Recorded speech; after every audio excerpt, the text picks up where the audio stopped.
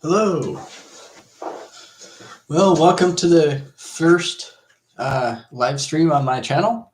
I'm tentatively calling this Dev Talk. We'll see if that name sticks or if I want to change the name as we get into it.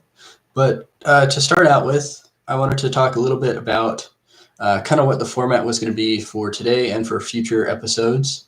And if you have any questions, please don't hesitate to post in the chat. Kind of what we'll do here is I'll do a little bit of talking and then answer some questions toward the end. But don't hesitate to ask questions as you have them. And yeah, we'll just kind of get started. Real quick, can someone post if they can hear me? I just want to make sure the audio is working. I had some issues the last time I did this, so I just want to make sure that. Hi, can you hear me?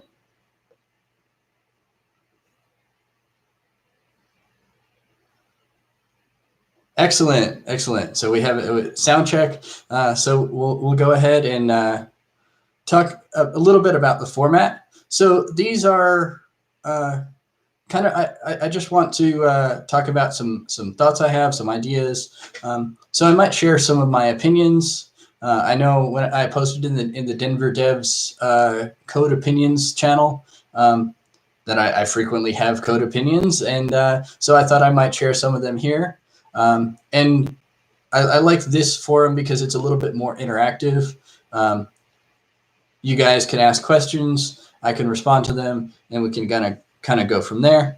I think I might share some demos of some code that I'm working on, kind of to emphasize points or to show some things that I think are pretty cool that I think the dev community at large might be interested in learning about. And depending on how things go, I might even have guests. Haven't quite figured out the technical aspects of that. I might set up a Zoom call or something like that and then stream that. I'll figure that out over the next few weeks, and maybe we'll have some guests do kind of like a video podcast sort of thing. But I really like this live aspect of it, because it means that I don't have to do editing of the videos later on, and because it is interactive. I can play off of you guys, the audience, asking questions, sharing some of your thoughts in the chat, and just kind of have a more, in my opinion, vibrant discussion. So for today's topic, I want to talk about what is open source and why is it, in my opinion, helpful for developers to get involved with open source. So I will have, I have a confession to make. I am not involved in open source nearly as much as I think I should be. And I think that it is challenging to get involved in open source. I'm not going to deny that. Definitely, if you look at my GitHub page, you'll see a lot of things that I have created and put out there that are technically open source. But you'll notice that I haven't contributed to very many open source projects. I think, in my opinion, I think that's something that is kind of a shortcoming on my part. I would like to be more involved in more open source projects, but in some cases, I haven't really found an aspect where I can necessarily contribute, or kind of where I fit in. I use a lot of open source projects, but they tend to already suit my needs. So when I find something that doesn't, where the tool doesn't already exist, I build my own, and then usually, I use it, but that doesn't necessarily mean that anyone else does. So I've got 6 things that I think really are a benefit to doing open source. The first one is learn something new, or do something that you don't necessarily do at your day job. So my day job, I write C# a lot.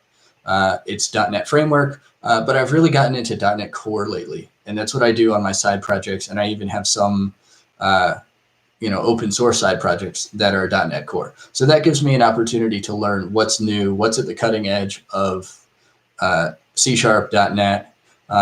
I used to write PHP a lot, so some of my side projects are PHP, and it gives me an opportunity to kind of stay in touch with what's going on in the PHP world. That's actually some really exciting stuff that maybe we'll talk about in future episodes.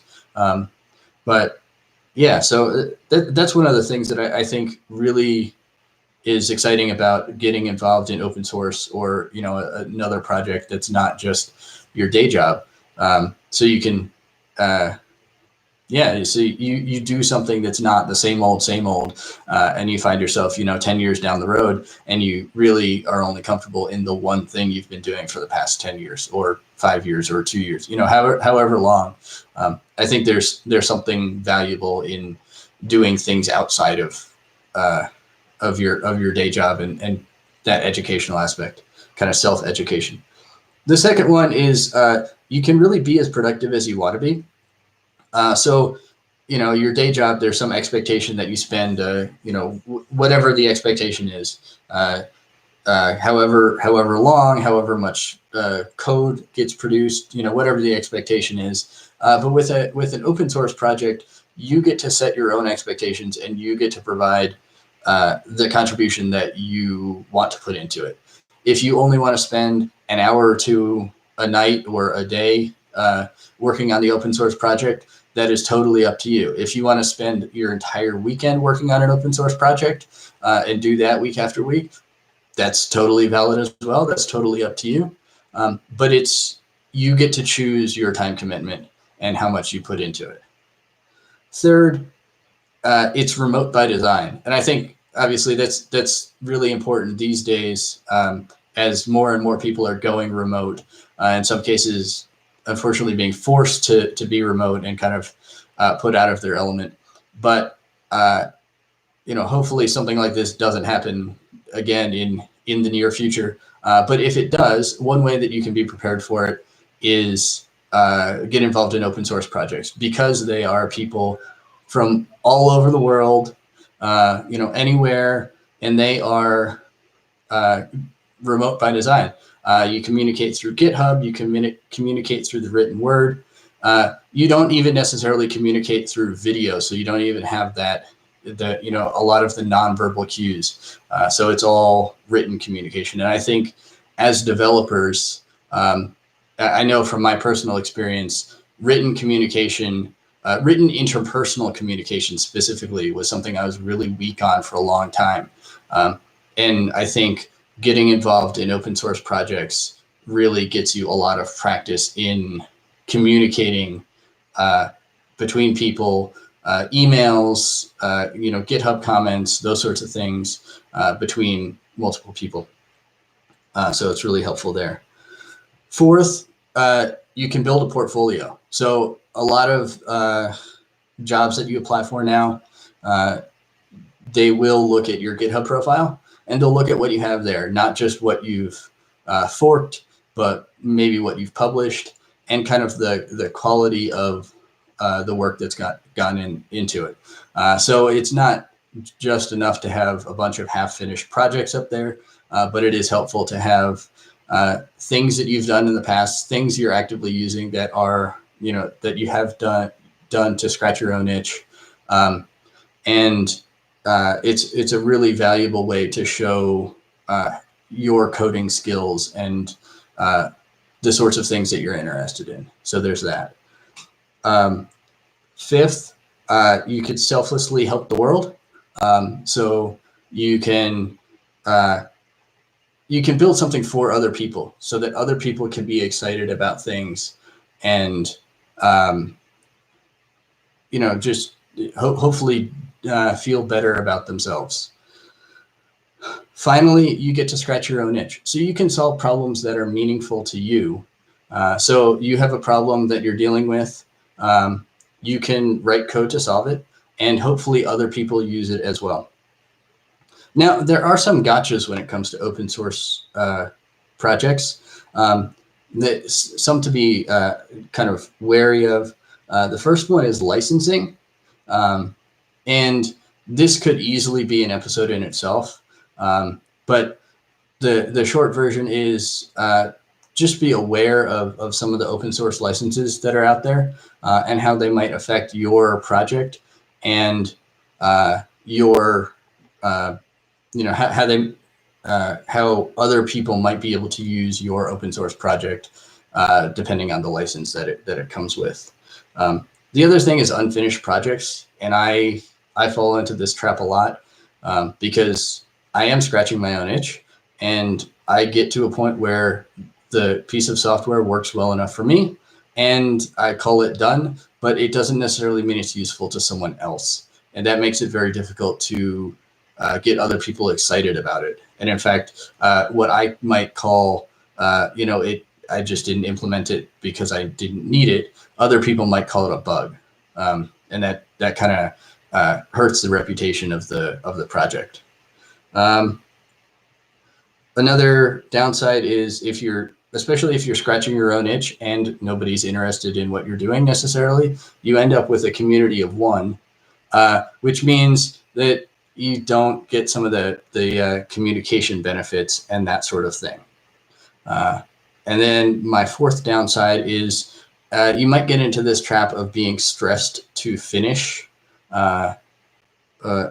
something or go beyond what you've set out as your commitment. 1 hour, 2 hours, however long, that sort of thing, and then that can just lead to anxiety. And that's really not the point of getting involved in open source projects. You don't want to add more stress on top of what you're already dealing with in your regular life, either at work or outside of work. You do want this to be kind of an outlet, something you enjoy doing, and something that does hopefully, improve your skills as a developer and, maybe even help you in your day job. So with that, that's pretty much everything that I had on my list. I kind of went through it rapid fire, but at this point, I want to open it up to questions. If you have a question or want me to talk about something specific, please go ahead and add it to the chat, and I'll talk more about those specific aspects.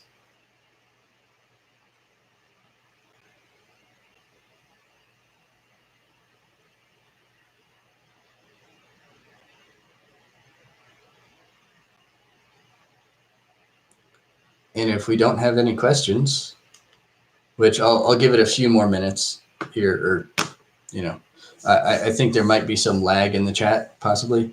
So I'll give it a couple minutes. If there are no questions, then we'll sign off for the evening. But stay tuned for the next several episodes. I don't know what the topic's going to be next week, but next Monday at 6:30 Mountain Time, I'll be back here. It'll be a same channel, different link for the video, because I think those get generated new for every single live stream. And I'll have something to talk about. It might be remote work. It might be a demo of some software that I've been working on. Favorite alternate methods of contributing to open source. So I'm not exactly sure what you mean by that. So every open source project is a little bit different, but every project usually has either a file called contributing or something like that in their repository that kind of spells out what they expect of contributors. In some cases, it's how you have to license your contributions. And in some cases, there's a very specific like governance group. For example, I live streamed reading the Rust book. Okay. Yeah, so different projects have different ways of doing things. So I would start there. And some that might be as simple as find a bug, fix a bug, submit a PR, pull request, and they'll accept it in. In some cases, some projects are a little more stringent, so they'll want to see very specific unit tests that demonstrate the bug, and then have your PR obviously fix the bug, have a test that now passes. Those are kind of my thoughts on that.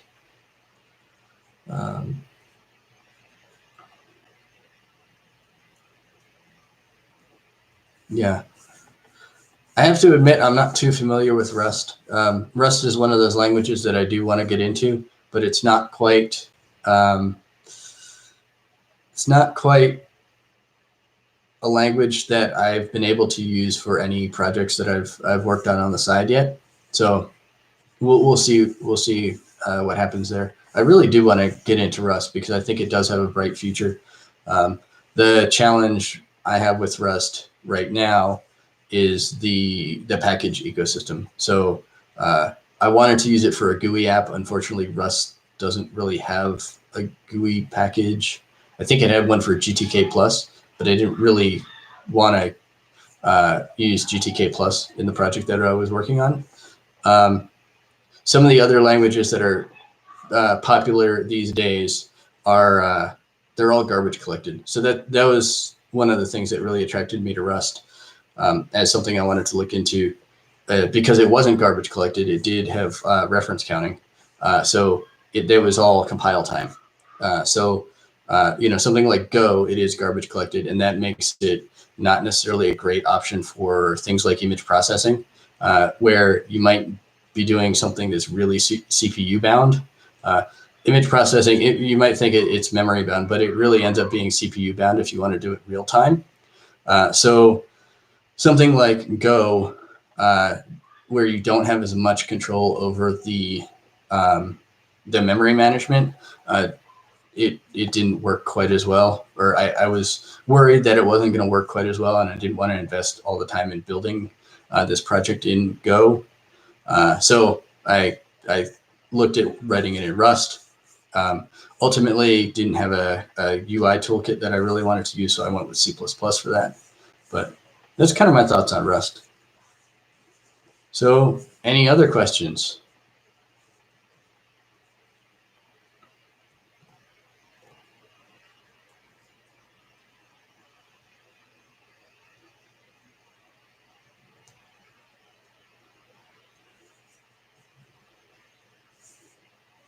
Yeah, so I think I'll sign off for the night.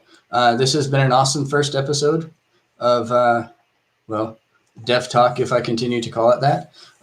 Stay tuned for next week's, next Monday. Documentation, creating tutorials. Yeah, I should have mentioned that. I forget where I read that, but it was one of the recommendations for how do you get into an open source project without, especially for beginners who you aren't familiar with the language or the platform or something like that. Something as simple as filing a pull request for a typo in documentation, it's still valuable, and it gets you kind of into the process of submitting a pull request, gets you familiar with their particular contributing process, and it's kind of that first small step. And once you've done that, then it becomes easier to start taking bigger and bigger steps, and then you kind of get known within the community. You can start becoming an expert in a specific aspect of the project even, and just kind of go from there. It kind of snowballs.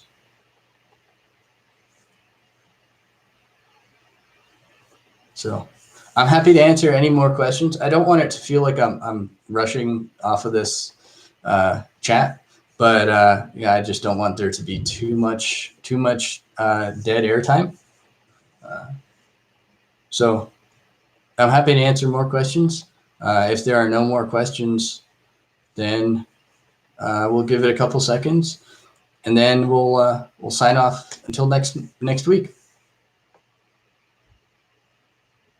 Yeah. So thanks for joining this first episode, and I'm excited to see you guys next week, next Monday, 6:30 Mountain Time, same channel. I'll post a link in various places to the specific live stream video, and I'll let you know what the topic's going to be. Talk to you soon.